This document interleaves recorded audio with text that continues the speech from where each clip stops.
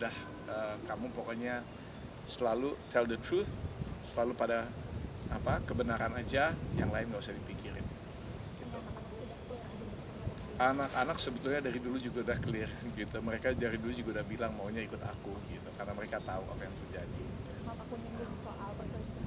Janganlah, gitu nggak usah dibahas lagi. Udah, maksudnya gini, kita manusia tidak ada yang lepas dari kesalahan, ya semua juga pemasalah. Tapi dari sini ke depan mau move on aja. Yang pasti kan saya tidak perlu banyak bicara ke media, saya tidak perlu bilang oh begini-begini menuduh-menuduh, tidak. Kan saya bilang sidangnya tertutup. Bukti-bukti saya punya. Kalau sebetulnya saat Inge dan pihaknya ya menjelekkan saya, kalau saya mau saya bisa nih buktinya nih buktinya nih fotonya nih kan saya enggak, karena itu sidang tertutup, cukup saya kasih ke hakim aja, saksi mata lah, bukti-bukti foto dan lain sebagainya, cukup para hakim yang lihat, karena itu sidang tertutup. Cuman kalau hasil persidangannya ya itu kan memang sudah soal cerai itu kan nggak apa-apa kita kasih lihat ke publik gitu ya, yang penting kan bukan bukti-buktinya dan lain sebagainya, cuman ya hasilnya adalah sudah resmi bercerai. Jadi kalau misalnya ada yang lihat Inge sama orang lain, sama cowok lain, silahkan aja, udah bebas kok gitu. Tapi mereka juga punya berdalih Iya, betul. Kalau soal saya pulang malam, memang saya itu sudah dari 4 tahun yang lalu mau merintis bisnis karaoke. Tadinya saya sudah sebelum pandemi sudah berencana mau kerjasama buka karaoke bersama Jon Bon Jovi, penyanyi utamanya Bon Jovi. Iya, karena pandemi, masalah pendanaan, akhirnya saya mundur. Ya, teman-teman saya, partner-partner, mereka masih sekarang tetap dalam tahap pembicaraan, tetap lanjut, gitu. Jadi memang pada saat itu pun saya sudah harus ngelihat tempat karaoke, sound systemnya seperti apa, servisnya seperti apa, kualitasnya seperti apa, banyak yang harus yang harus kita perhatikan, ya kan, price range-nya seperti apa, tempatnya di mana gitu. Banyak survei dan memang itu harus terjadi gitu. Dan memang tidak bisa dipungkiri saya juga di dunia F&B. Ya kan, saya juga ada restoran, saya invest di beberapa restoran. Jadi udah pasti ya kita biasanya ya malam kita keluarnya. Jadi dia tuh beranggapan katanya, kok harinya juga pulang malam, pulang juga katanya suka mabuk, benar apa? Gini, kalau minum iya, dan aku rasa tidak ada salahnya kok minum, tidak dilarang secara hukum, ya kan. Yang penting kan saya pulang, saya bukan pergi kemana-mana, ya kan. Saya pulang ke rumah, saya tetap tanggung jawab, dan saya ngelihat tidak ada suatu masalah apapun juga, dan ternyata hakim pun sudah mewawancarai sopir saya, pembantu, dan lain sebagainya, dan ya memang itu kan salah satu dari pihak Inge kan memang keberatannya itu kan masalah sering pulang malam. Nah, seberapa sering sih, ternyata nggak sering-sering banget juga gitu, jadi hanya dijadikan sebagai alasan aja. Mas Arif, ngomongin soal tuntutan 1,3 kan tidak dikabulkan. Tidak dikabulkan. Apakah indikasi dari perselingkuhan makanya atau Kenapa? Indikasi dari perselingkuhan makanya tidak dikabulkan atau seperti apa? Begini, Kan 1,5 M itu dari pernikahan ya, dihitung mundur ya, maaf ya, saya menikah dengan seorang istri, bukan simpenan. Kasar aja nih ngomong, bukan simpenan ya. Kalau simpenan mungkin lain cerita ya, kita kasih duit bulanan gitu ya. Ini istri loh, semua yang saya punya juga buat dia. Saya kerja mati-matian buat siapa kalau bukan buat keluarga saya. Nggak usah hitung-hitungan berapa sebulan mau berapa gitu. Semuanya juga buat dia kok awalnya gitu. 1,5 M, mintanya 1,3 M sampai 1,5. Saya nggak tahu persisnya, tetapi nafkah lampau itu sendiri itu juga tidak bisa dihitung secara satu nilai tersendiri. Pertama harus dibuktikan dulu bahwa memang saya tidak menafkahi, tidak terbukti, tidak bisa dibuktikan, tidak terbukti. Apakah Inge kelihatan kurus kering? Apakah dia kelihatan orang yang tidak sehat, ya kan? Yang sakit-sakitan, kan enggak gitu ya. Hidupnya nyaman, semua terpenuhi selama ini. Artinya kenapa itu tidak permintaan Inge itu tidak diterima oleh hakim, ya karena memang tidak terbukti bahwa saya tidak menafkahi, tidak terbukti bahwa dia selama ini menderita. Dan maaf, saya mau tanya balik, seandainya benar saya tidak menafkahi dan lain sebagainya, kok bisa sih orang tuanya malah sedih, malah nangis ketika tahu kita mau bercerai? Kenapa sampai hari ini saya masih diundang, saya masih berhubungan baik dengan orang tuanya? Kalau memang benar saya anak perempuan mereka satu-satunya, saya tidak menyayangi, saya tidak mencintai, saya tidak menafkahi, masuk akal nggak? Harusnya sebagai orang tua, kalau saya nih, anak perempuan saya nih, digituin sama suaminya, tidak diperlakukan dengan baik, saya yang pertama maju. Udah cerain aja tuh, biar kamu balik ke papa aja. Misalnya saya punya anak perempuan, papa yang ngurus kamu lagi deh, seperti dulu. Nah ini kan orang tuanya baik sama saya, nggak ada masalah. Artinya apa? Ya kan bukan masalah nafkah kan dari awal. Iya. Jadi ini bukan karena perselingkuhan ataupun masalah nafkah ya, makanya tidak dikabulkan oleh majelis hakim. Nah, selanjutnya, kalau semisal Kak Inge itu mengajukan banding, Ya. apa yang akan dilakukan Kak?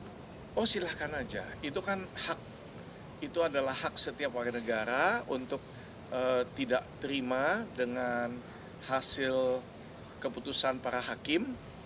Mau naik banding silahkan aja, ya kita akan lanjutkan juga gitu. Toh bukti-bukti sudah dipegang kok. Tapi tolong pikirin anak-anak juga. Kapan mau move on sih kalau kayak begini? Kan kasihan anak-anak.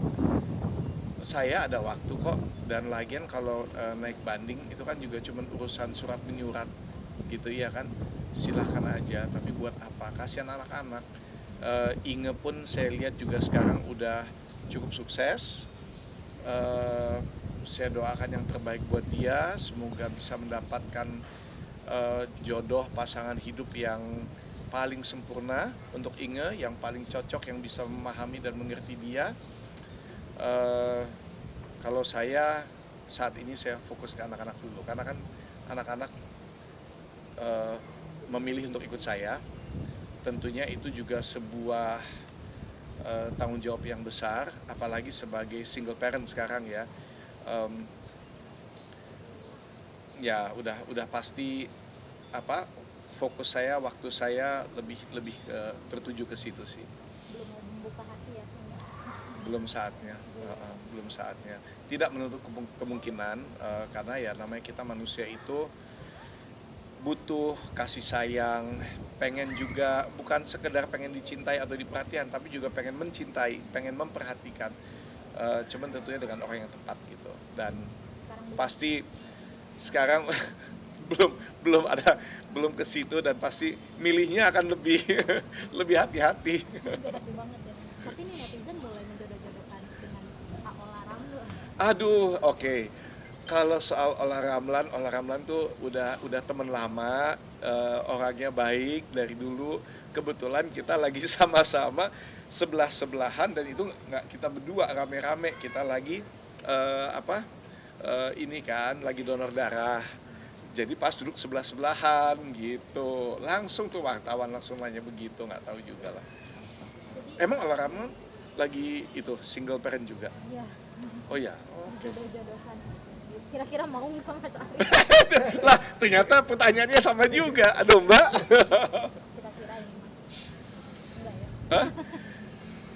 Aduh, kayaknya nggak pikir ke situ dulu ya. Kayaknya baru juga ketok palu hari ini. Masa langsung nanya jodoh? Tapi nggak menutup Jodoh kan di tangan Tuhan, nggak ada yang tahu. kemungkinan. Iya, kalau dari kita kan masalah waktunya aja. Itu kan tadi soal anak-anak ke depannya. Kalau soal Mas Ari ke depannya nih, Iya, seperti apa? soal saya ke depannya kenapa? Mau ada apa nih ke depannya? Mau Saya ngelakuin belum apa? tahu sama sekali. Jujur dari kemarin, ini 5 bulan terberat dalam hidup saya. Dan saya udah mengalami banyak hal. Tapi bisa dibilang ini 5 bulan terberat dalam hidup saya karena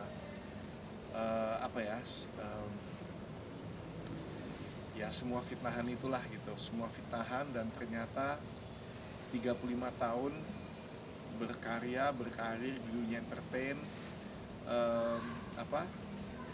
ternyata banyak yang begitu mudahnya dibalik dan langsung membenci kita hanya karena membaca berita yang belum tentu benar, yang hanya dari satu pihak gitu. Berita itu kan dari satu pihak, bukan fakta gitu.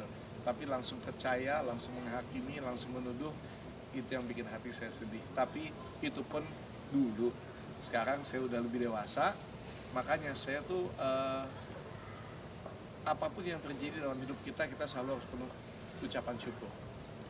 Karena semua itu membuat kita lebih dewasa, semua itu adalah proses.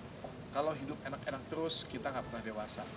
Tapi kalau kita dihadapkan dengan masalah, dengan kesusahan, dengan pergumulan, dengan fitnahan, itu justru membuat kita lebih dewasa. Dan ya, aku bersyukur sih. Setelah putusan hak asuh, kalau soal hak guna gini seperti apa? Kalau itu dari awal memang sudah ada perjanjian pranikah. Oke. Perjanjian pranikah ini adalah sesuatu yang saat ini sangat lazim dilakukan oleh orang-orang yang menikah. Itu pun juga sebetulnya faktanya sangat berbeda. Alasan melakukan perjanjian pranikah itu sangat berbeda dengan apa yang diberitakan di media, dibilang Ari pelit lah segala macam. Harus tahu, saya lulusan SMA. Ketika saya menikah dengan calon istri saya, dia dari keluarga orang berada, dia lulusan S2, tentu saya pikir dia bakal berkarir juga.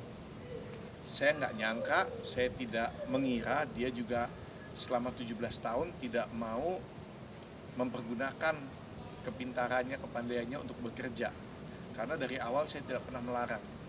Memang Inge dari awal bilang aku mau fokus anak-anak dulu, ya kan, selama mereka masih kecil. Nah ini kan udah nggak kecil. Dan aku pernah tanya sama Inge, ini anak-anak sekarang udah sekolah dari pagi sampai sore, kamu nggak mau kerja, kamu nggak sayang S2 kamu disia-siakan begitu? Sudah ditawarkan sebelumnya? Saya tawarkan. Jawaban Inge, aku udah umur segini nggak punya pengalaman apa-apa, siapa yang mau mempekerjakan saya?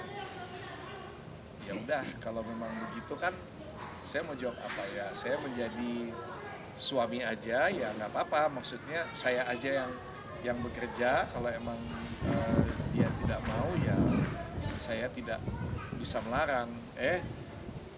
Malah keluar ke media bilang, oh kita perempuan harus mandiri, harus nggak boleh bucin segala macem. Kok beda banget ya seperti dari apa yang dia ngomong di rumah gitu. Dan sekarang lebih terlihat kesibukannya juga banyak. Kesibukannya banyak dan saya doakan semoga tetap sibuk terus, semoga bukan hanya karena keviralan sesaat ini aja, tetapi benar-benar ke depan bisa sukses terus. Dan saya juga selalu ajarin pada anak, tolong kalau mau sukses Jangan sukses dengan menjatuhkan orang lain, jangan sukses dengan fitnah, ya kan? Kalau sukses, kalau bisa angkat orang lain, bawa orang lain ikut sukses gitu. Itu saya ajarkan ke anak-anak saya gitu.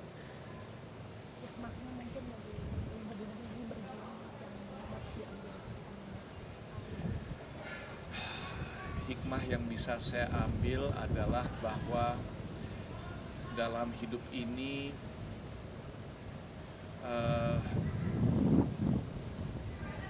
tidak ada yang 100% pasti. Apakah itu cinta, apakah itu perkataan orang, perasaan orang, itu bisa dengan mudah berubah 180 derajat.